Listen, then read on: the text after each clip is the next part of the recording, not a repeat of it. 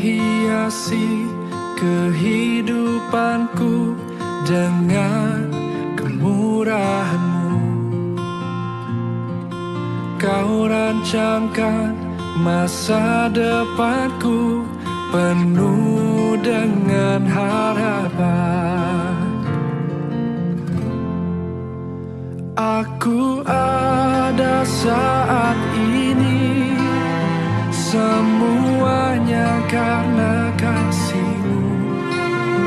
Aku hidup hari ini, semua berkat kemurahan-Mu. Terima kasih Yesus, Engkau sangat baik, teramat baik bagiku.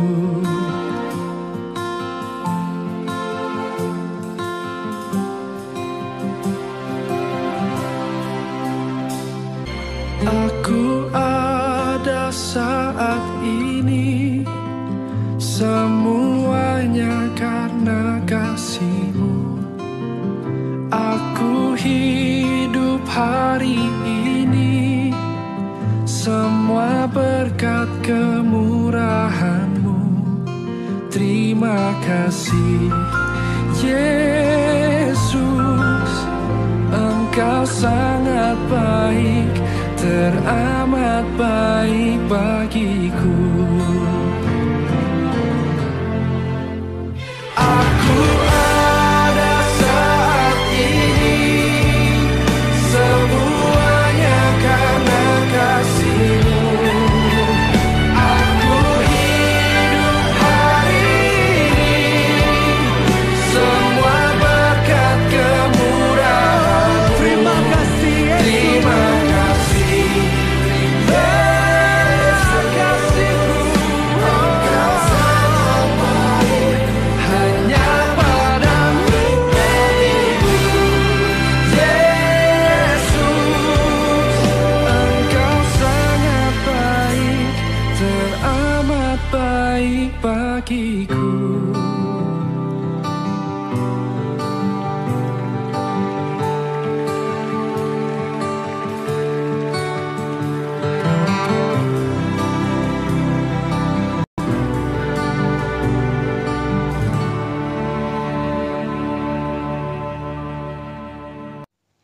Shalom, selamat pagi Bapak Ibu Saudara yang dikasihi Tuhan. Salam sejahtera dalam Tuhan kita Yesus Kristus. Pagi hari ini kita akan sama-sama mendengarkan kebenaran firman Tuhan. Tetapi sebelumnya saya mau mengajak kita bersatu di dalam doa. Bapa di sorga, kami datang kepadamu Tuhan pagi hari ini. Kami rindu kebenaran firman Tuhan menjadi berkat bagi kami, sehingga kami boleh berjalan dalam kebenaran firman Tuhan. Kami boleh mengerti dan kami boleh melakukannya dalam kehidupan kami, sehingga kami akan disebut orang-orang yang bijaksana. Kami bersyukur dan kami berterima kasih. Berfirmanlah bagi kami pagi hari ini. Di dalam nama Tuhan Yesus kami berdoa kepada Bapa di sorga. Haleluya. Amin. Bapak Ibu yang saya hormati, hari ini kita akan mendengarkan firman Tuhan dengan judul yaitu Berkat Harun. Ya, kisah yang akan kita baca terambil dalam kitab Bilangan pasal yang ke-6 ayat yang ke-22 sampai dengan ayat yang ke-26. Tuhan berfirman kepada Musa, "Berbicaralah kepada Harun dan anak-anaknya. Beginilah harus kamu memberkati orang Israel. Katakanlah kepada mereka, Tuhan memberkati engkau dan melindungi engkau. Tuhan menyinari engkau dengan wajah-Nya dan memberi engkau kasih karunia. Tuhan menghadapkan wajah-Nya kepadamu dan memberi engkau damai sejahtera." Bapak Ibu, setiap orang pasti rindu untuk diberkati oleh Tuhan. Saya percaya ketika kita diberkati oleh Tuhan, kita adalah orang-orang yang sangat berbahagia. Amin. Bapak Ibu rindu ingin diberkati. Dan kalau kita baca ucapan berkat daripada iman ini adalah berkat Harun, di mana Allah atau Tuhan memerintahkan kepada Musa untuk berbicara kepada Harun. Ya, Harun ini adalah kakaknya, supaya kakaknya Harun ini yang menjadi imam harus memberkati.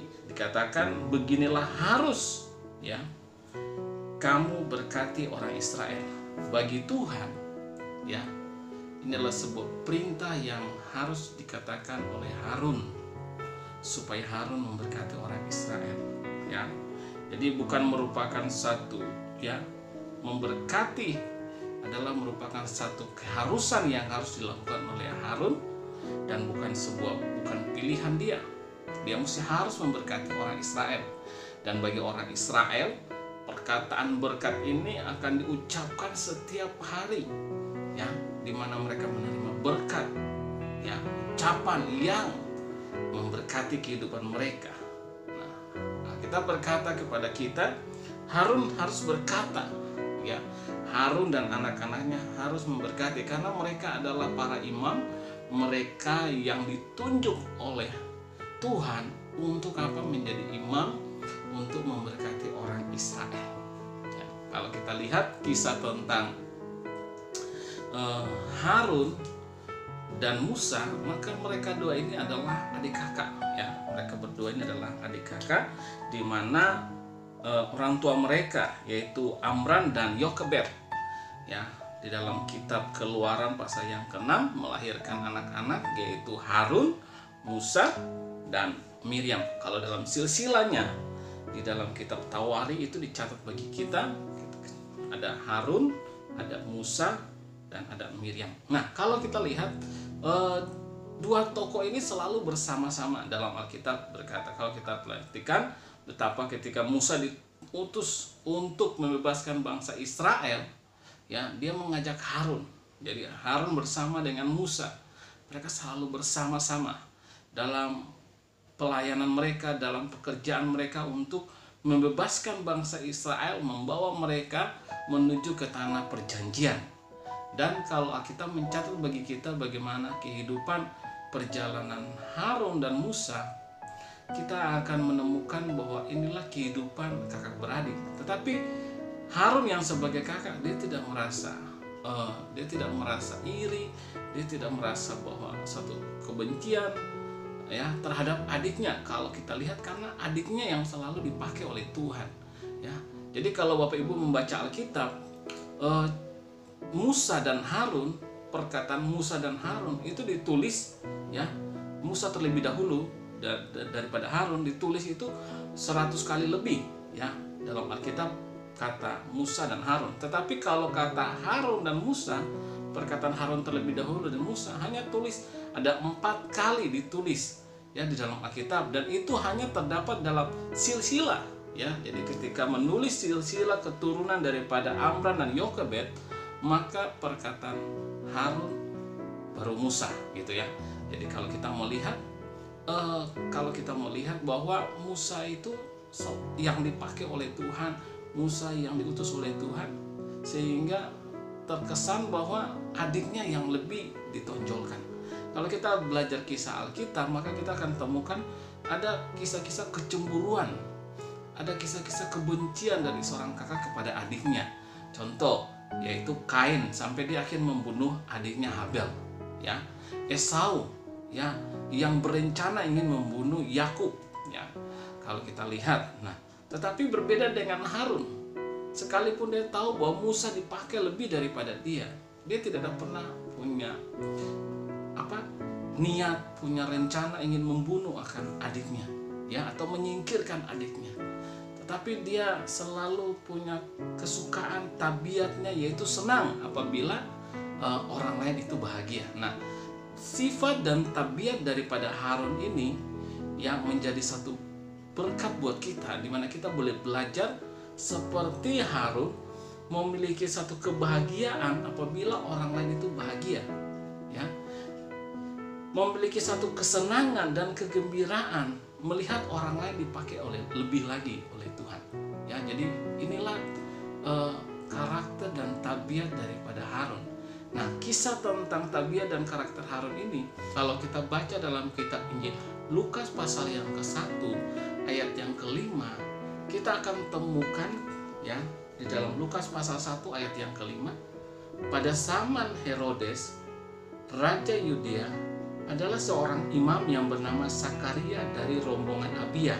Istrinya juga berasal dari keturunan Harun, namanya Elisabet. Nah, jadi kita temukan ada Sakaria dan Elisabet. Mereka adalah keturunan daripada Harun. Nah, mereka dua ini adalah orang tua daripada Yohanes Pembaptis.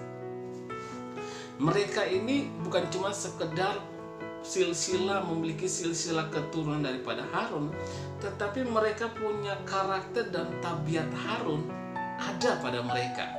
Ya, ketika melihat orang lain itu senang, ketika melihat orang lain itu lebih dipakai oleh Tuhan.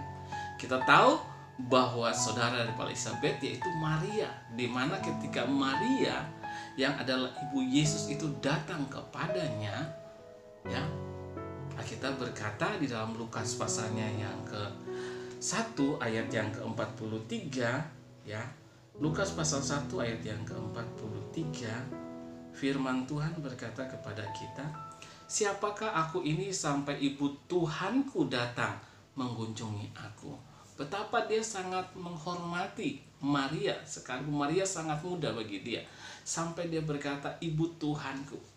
Dia tahu bahwa Tuhan lebih memakai Maria yang mau mengandung akan seorang anak juru selamat, yaitu Yesus Tuhan. Dia menghormati akan Maria sehingga dia sampai berkata, "Ibu Tuhanku mau datang mengunjungi aku." Ya, dia bergembira, dia senang melihat orang lain dipakai lebih daripada dirinya. Ini adalah tabiat daripada Harun. Saya berdoa supaya ketika kita mendengar akan firman Tuhan, kita juga harus memiliki, ya, karakter dan tabiat daripada keturunan Harun, yaitu melihat orang lain itu senang. Bapak Ibu, apakah Bapak Ibu senang melihat orang lain itu senang diberkati oleh Tuhan, atau kita memiliki sifat iri? Ya, kita protes, kita mungkin cemburu. Kenapa kok dia dipakai lebih daripada saya? Kenapa kok dia lebih diberkati daripada saya? Nah, kita perlu belajar daripada Harun.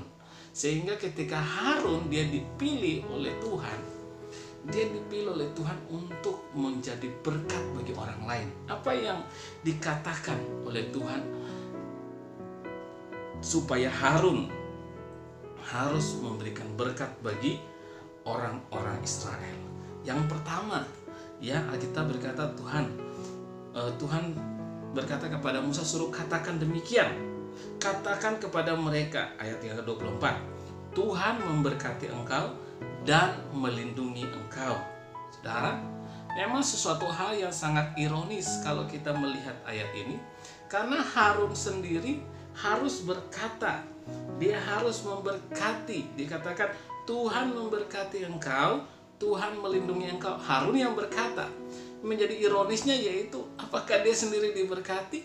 Ya, karena dia memberkati orang lain. Tetapi mari saya mau katakan sekali lagi karakter dan tabiat Harun ini, di mana dia senang orang lain diberkati. Apakah Bapak Ibu senang ketika orang lain diberkati?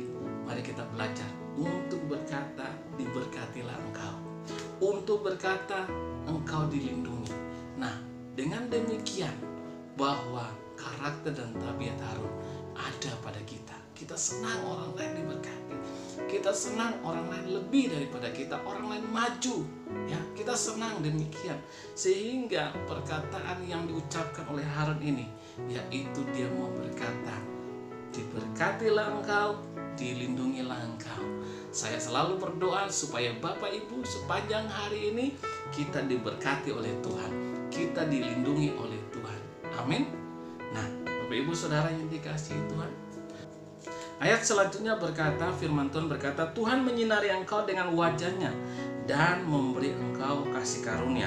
Tuhan menghadapkan wajahnya kepadamu dan memberikan engkau damai sejahtera. Bapak Ibu, nah, Alkitab berkata kepada kita bahwa Tuhan menyinari engkau dengan wajahnya, Tuhan menghadapkan wajahnya kepadamu. Ini adalah perkataan berkat yang harus diucapkan oleh Harun kepada bangsa Israel. Ya, semasa dia hidup, dan ucapan sebagai seorang imam adalah ucapan berkat yang harus diungkapkan oleh Harun. Nah, kalau dia mengucapkan demikian, Tuhan menghadapkan wajahnya kepadamu, Tuhan menyinari engkau dengan wajahnya. Kalau ucapan itu ada, Maka sebenarnya menjadi satu dilema bagi dia ketika dia mengucapkan berkat wajah Tuhan, ya. Ketika dia mengucapkan menyinari engkau, ya, Tuhan menghadapkan wajahnya kepadamu. Itu ada satu dilema. Kenapa? Karena Harun punya anak yang namanya Nadab dan Abihu. Mereka itu mengalami kematian dengan sinar daripada wajah Tuhan. Ketika apa? Anak-anak daripada Harun ini mereka mempersembahkan korban api yang lain di hadapan Tuhan. Sehingga mereka mengalami kematian dengan api daripada Tuhan. Nah, dengan wajahnya Tuhan, mereka mengalami kematian. Menjadi satu dilema bagi Harun ketika dia mau mengucapkan berkat.